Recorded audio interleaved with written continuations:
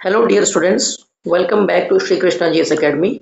तो SSC PYQ series में हम लोग अब आज देखते हैं महाजनपदों का उदय।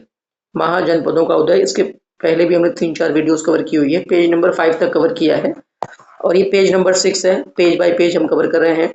टोटल 395 पेजेस हैं बुक में और पेज नंबर 3, 4, 5 ये कवर हो चुके हैं। ये पेज नंबर 6 है। आप इसको पेज नंबर 3, 4, 5 आप पीछे वाले वीडियोस देख के कवर कर सकते हैं। प्लेलिस्ट में बनी हुई है एसएससी पीवाईक्यू रैपिड फायर।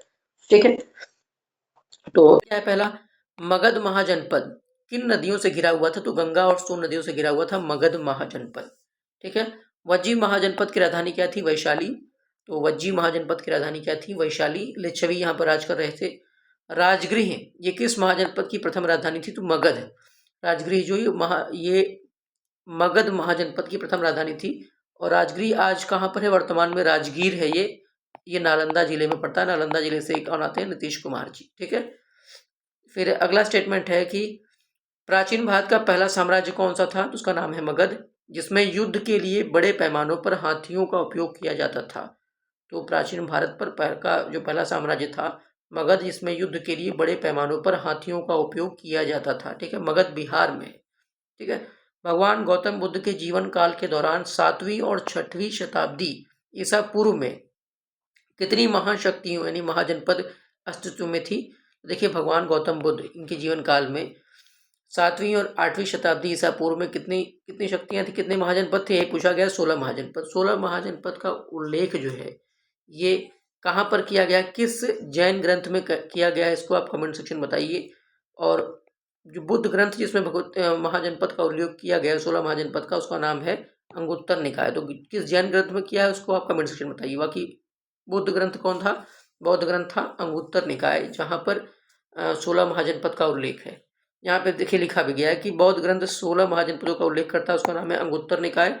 प्राचीन चंपा शहर ये महाजनपद था ये, और उसकी राजधानी क्या मानी गई है?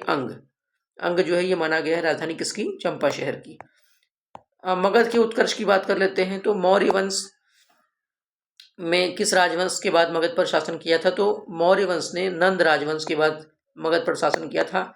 महापद्मनंद ने इस वंश की स्थापना की थी और इसका अंतिम राजा था धननंद। तो चंद्रगुप्त मौर्य ने क्या किया? धननंद को हरा करके मौर्य वंश की स्थापना की थी। तो कहने का मतलब ये है कि मगध पर शासन नंद वंश के बाद किसने किया था? मौर्य वंश ने किया था। ठीक है, बिंबिसार ने किस राजवंश के राजा के उपचार के लिए राजवैद्य जीवक को भेजा था? तो बिंबिसार ने अवंती के राजवंश के राजा के उपचार के लिए, ठीक है, अवंती यानी आज का उज्जैन जो है, ये उज्जैन क्षिप्रा नदी के तट पर है।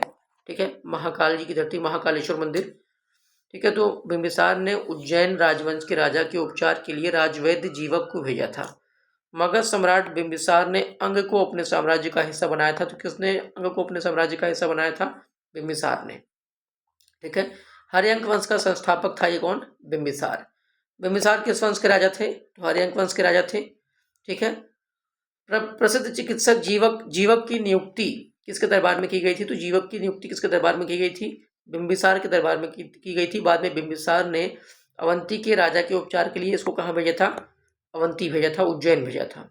अच्छा, हर्यंक वंश से मगध के पहले शासक का क्या नाम था? तो हर्यंक वंश की स्थापना ही किए थे बिंबिसार ने। तो बिंबिसार ने हर्यंक वंश की स्थापना की थी। कहाँ पर? मगध पर शासन कर रहा था। ठीक, शासक कौन था? घननंद। इसी को हरा करके चंद्रगुप्त मौर्य ने मौर्य वंश की नींव रखी थी। और नंद वंश का संस्थापक कौन था? महापद्मनंद।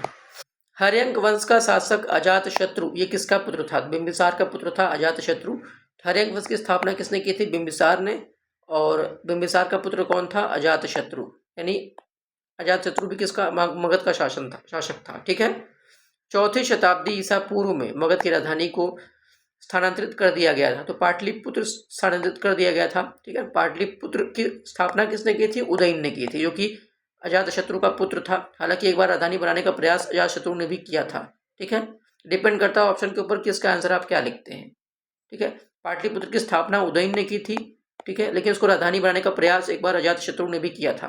पहले राजधानी क्या थी? राजगीर। ठीक है, वर्तमान में राजगीर है, उस वक्त क्या था? राजगृह था। वर्तमान में नालंदा जिले में है राजगृह। आगे देख लेते हैं। जैन धर्म और बौद्ध धर्म या भगवत धर्म या शैव धर्म के बारे में देख लेते हैं। जैनों के अंतिम तीर्थंकर कौन थे? तो वर्धमान महावीर 24वें एवं अंतिम तीर्थंकर थे। ठीक है, पहले तीर्थंकर कौन थे? पहले तीर्थंकर थे ऋषभदेव, पहले तीर्थंकर थे ऋषभदेव। ठीक है, जैन धर्म के। भगवान महावीर को मोक्ष स्थान के स्थान पर प्राप्त हुआ था पावापुरी, पावापुरी में इनको मोक्ष प्राप्त हुआ था भगवान महावीर को। ठीक है, इनका जन्म कहाँ हुआ था? वैशाली के कुंड ग्राम में हुआ था भगवान महावीर का जन्म। अच्छा, यात्रिक या यांत्रिक क्षत्रिय वंश के प्रमुख के पुत्र कौन थे? वर्धमान महावीर। तो अगर पूछा जाए कि वर्धमान महावीर किस वंश के प्रमुख पुत्र थे, वंश के प्रमुख के पुत्र थे, तो उनका नाम था यात्रिक कुल के। किस कुल के थे? यात्रिक कुल के थे। कौन? वर्धमान महावीर, महावीर स्वामी। ठीक है, जन्म कहाँ हुआ था? वैशाली के कुंडग्राम में हुआ था जिनका जन्म, और इनको मोक्ष कहाँ मिला था? पावापुरी में, ये भी बिहार में ही है। तो जैन धर्म में 24 तीर्थंकर हुए थे। पहले तीर्थंकर थे ऋषभदेव, 24वें एवं अंतिम तीर्थंकर थे कौन? महावीर स्वामी। ये पेज नंबर 6 है, ये भी कवर हो गया। और अभी अब तक आपने क्या पढ़ लिया है? Page number 3, page number 4, page number 5, और अब ये पेज नंबर 6 भी हो गया है। आप प्लीज़ सारे पेजेस को ज़्यादा से ज़्यादा 5 से 7 मिनट की वीडियोज़ हैं एक एक पेज की, आप उसको मल्टीपल टाइम सुनिए, रिवाइज करिए, एसएससी के PYQ आपके कवर हो जाएंगे। ठीक है, ये पेज नंबर 6 कवर हुआ। Thank you. मिलते हैं आपसे पेज नंबर 7 वाले वीडियो में। Thank you.